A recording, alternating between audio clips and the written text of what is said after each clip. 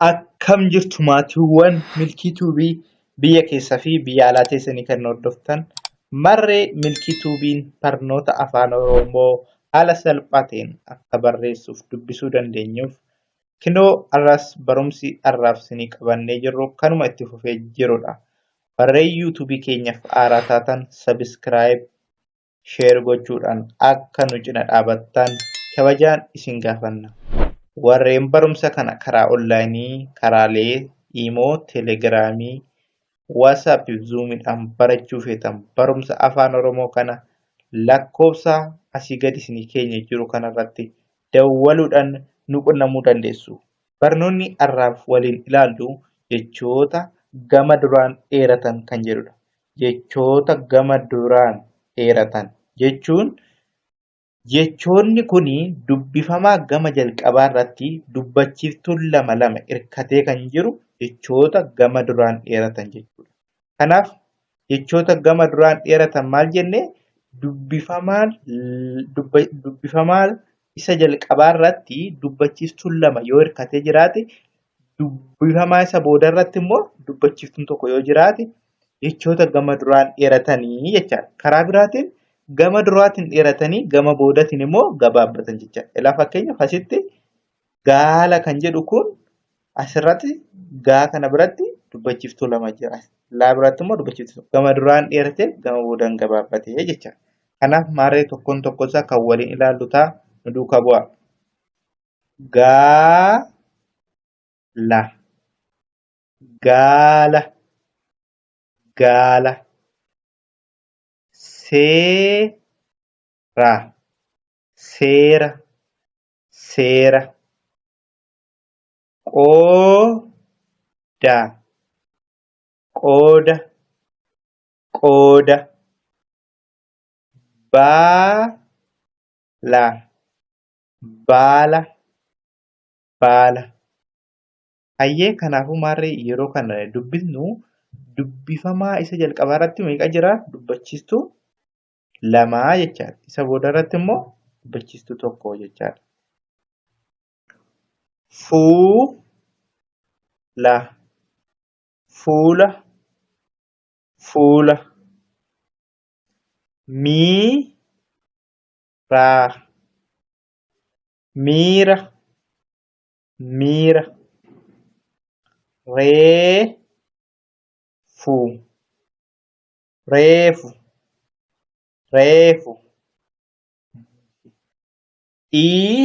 Dhiiga dhiiga dhiiga. Hayyee kunis marree akkuma isasanii gama duraatiin dheeratee jira gama boodaatiin gabaabbatee jira. Hundi isaanii dubbachiiftuu gama jalqabaan jira lamadha. Gama boodaatiin immoo tokko tokkodha jechaadha. Kanaafuu akkasitti dubbifna. Booda booda booda. Guutee guute guute.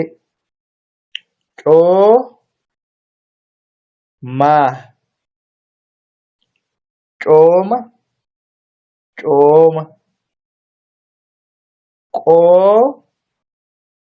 Qoosa qoosa qoosa.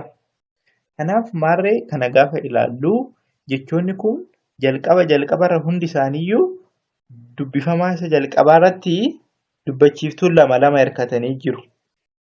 Dubbifamaa isa booda irratti immoo dubbachiiftuu tokko tokkotti hirkatee jira jechaadha.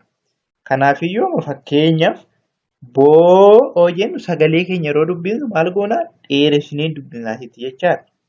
Asis sagalee dheeraadha. Asin immoo sagalee gabaabaadha.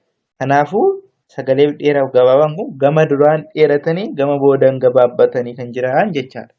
Asittis amma guute kan jedhu kun sagalee keenya maal goona dubbisnu? Guu maal goona? Sagaleen uun hin dheerataa jechaadha. Kanaafuu teen amma asitti maal? Gabaabaadha. Guutee jenna. Coomaa kan jedhu kan amma coon dheeraadha. Maan immoo gabaabaadha. Walitti coomaa jedha. Cooma. Laashittama qoosa kan jedhu kun qoosa kan jedhu kun asitti qaabiratti oollama dheeratee jira jechaadha. Asitti immoo gabaabbatee jira saa. Asitti qoo hin dheerata sagaleen oo jechaadha. Asitti saa hin gabaabbata. Qoosa. Kanaaf maarree ala salphaa ta'een kanarra deddeebitanii akka isiniif galuuf nuti adda qoonnee sagaleetti kan isiniif dhiyeessinedha. Kanaaf haala salphaadhaan hubachuu dandeessu jecha irra deddeebitan kana gaafa ilaaltan sagalee gama duraan dheeratanii gama boodaan gabaabbatanii jecha. Kana jechuun jechoota garaagaraa gaafa barreessinu dheerachuuf gabaabbachuunsaa jecha tokko hiika galumsasaa jijjiiruu danda'a yookaan immoo hiika dhabsiisuu ni danda'a jechaadha. Jechi tokko dheerachuuf gabaabbachuun jecha. Kanaafuu dirqama jechoota kana sagaleen dheerachuu isaanii adda gabaabbachuu isaanii adda baasuu nu barbaachisa. Sababii ta'eef barumsi kunis kan nu barbaachisuuf jechoota garaagaraa yeroo tokko jechoota hin barbaachifne dubbachiiftuun gama tokko yoo dheerate nuti gabaabsinee yeroo barreessinu hin jira. Kanaafuu jechoota kana akka hin dogoggorreef haala gaariin akka sirreeffannee barreessinu kan nu fayyadu viidiyoon irraa kun maarree viidiyoon irratti ni dhiyeessinirraa akka waa baratan abdii guutuu qabna. Warreen barumsa kana barachuullee barbaadan karaalee telegiraamii, imoo, waatsaappii fi zuumiidhaan barachuu warreen feetan lakkoofsa asii gadi isinii keenya jedhu kanarratti dawwaluudhaan qunnamuu dandeessu. Barumsa kanatti isaanii yoo barbaadan barumsa Ingiliffaa, barumsa herreegaa fi barachuu warreen barbaadan yoo jiraatan lakkoofsa kanarratti dawwaluun qunnamuu dandeessu. Barnoonni irraa qabnu asumarratti nu ga'a. Nagaan tura galatooma.